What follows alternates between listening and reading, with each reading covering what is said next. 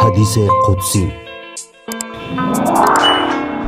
خدا طالب کسی است که خدا طلب باشد. خداوند متعال به داود علیه السلام فرمود: ای داود، به زمینیان برسان که من دوست کسی هستم که مرا دوست بدارد، همنشین کسی هستم که با من همنشینی کند، همدم و مونس کسی هستم که با یاد من انس داشته باشد، همراه و هم صحبت کسی هستم که با من مصاحبت کند.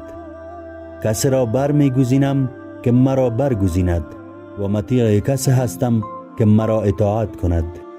المجالس السنیه، صفحه 77.